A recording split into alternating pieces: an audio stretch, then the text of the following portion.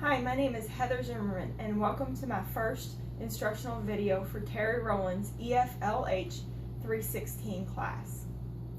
Today I'm going to teach you how to make clean crock-pot chicken soup.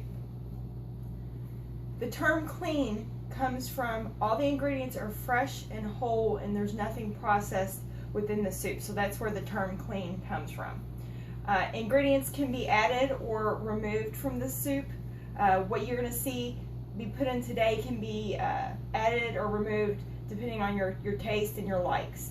I have a lot of food allergies, so you won't see me put onions or garlic in there. You're welcome to put those in there. This recipe will make 5 servings, and the serving size can also be modified depending on how much you want to make. This particular recipe makes 5 servings, as I've said, and you can shrink that or you can make it larger. What you're going to need to make this soup is a 7-quart crock pot, celery heart, 1 small bag of carrots. I say on here 2 handfuls of green beans. I happen to have a package. This is a 12-ounce package. Fresh or dried parsley. I have dried parsley here just because it's easier. I don't want to do the meal prep on it or the food prep on it or clean it. And then you're going to need at least 4 tomatoes. If you like tomatoes, at least 4. I like tomatoes, so I'm going to do 4 tomatoes. And then finally, you're going to need at least a pound of chicken breast. Depending if you're making less, you'll need less chicken breast. If you're making more soup, you'll need more chicken breast. Mine's in the refrigerator right now for food safety, so that's why you don't see me with the chicken breast. And then you'll need water to fill your crock pot. Now, I do have a couple of optional ingredients that you can put in here. You can add, if you want to make the soup healthier, pasture-raised, grass-fed beef collagen. It's powder, it's tasteless pretty much, so you can add that if you want to make it a little bit more healthy. And then chicken bone broth. If you have some chicken bone broth already made up, you can add that in place of the water. And so I'll talk about those things a little bit later in the video. So right now what I'm going to do, I'm going to clean all my vegetables and slice them up. And I'll be back in a few minutes and I'll show you how to put this soup together.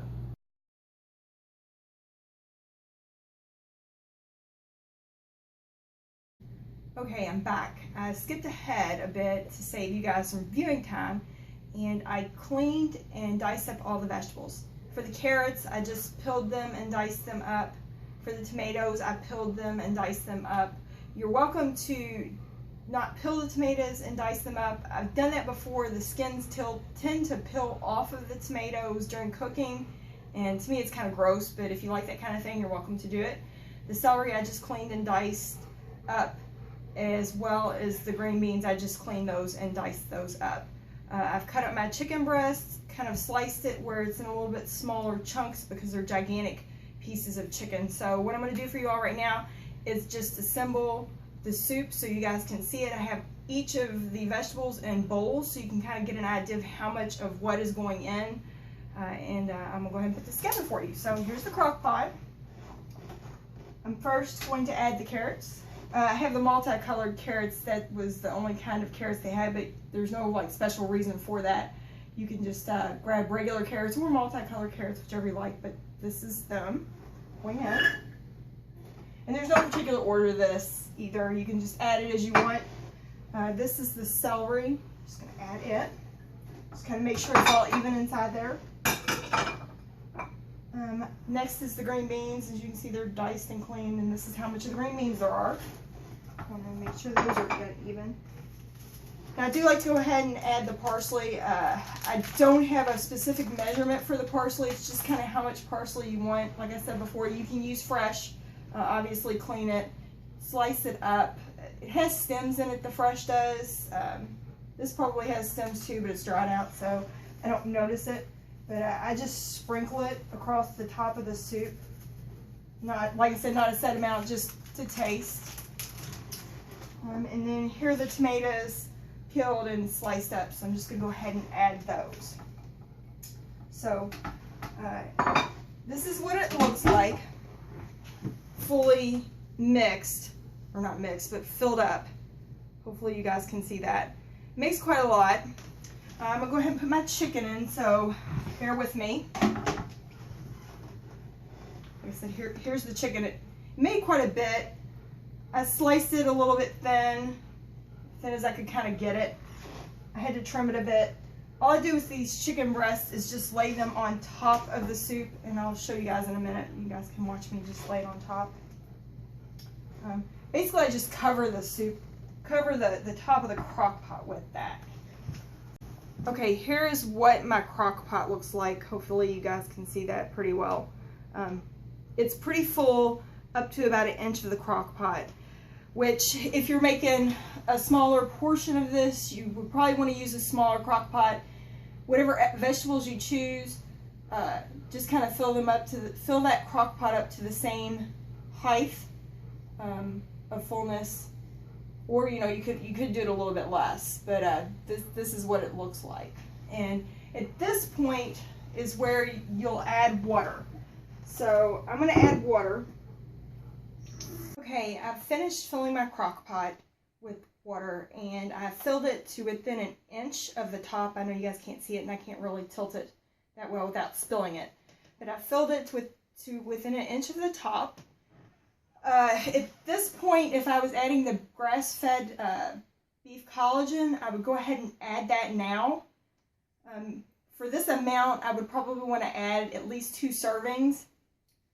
Or if you have the chicken bone broth, you would add that instead of the water and fill it to within 1 inch of the top.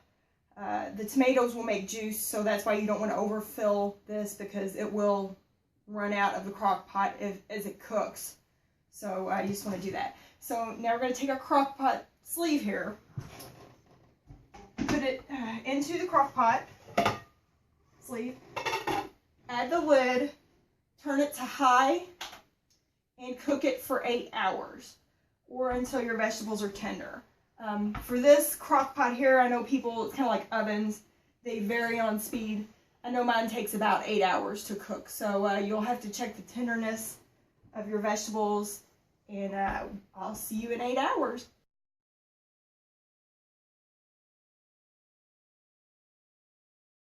Okay, I'm back, and before we go any further and check to see if our soup is done, I want to recap what we did prior to this. So what you'll need to do this soup is you'll need a 7-quart crock pot, which we have right here. You'll need 1 celery heart, 1 small bag of carrots, 2 handfuls of green beans, or 12 ounces, a 12-ounce bag, dried parsley or fresh parsley, whichever you prefer, 4 tomatoes, and then water. And then if you choose to do the optional ingredients, you can add those. You'll need to clean and prepare all of your vegetables, and now we're going to check to see if the soup is done. The way that you check and see if it's done is check for tenderness of the vegetables, and I'm going to demonstrate how to do that right now. When I check for tenderness of my vegetables, I usually go for the thickest vegetable, like the carrot. It's more dense. You know, you don't want to check your tomatoes because they're not as dense, they're more watery. So all I'm doing is just poking to see if the carrot's done. As you can see, that slid in pretty easy, and so the soup is done. Keep in mind, everyone's crock pot cooks differently, so yours may need a little bit longer or a little less time. Also keep in mind, if you're doing a smaller batch of this soup, that you'll need less time to cook it, or if you're doing a larger batch, you'll need more time to cook it. So you always kind of need to monitor your vegetable tenderness to see if the soup is done. So I'm going to sit down and enjoy me a bowl of my soup. If you all choose to make this recipe, enjoy. Bon appetit.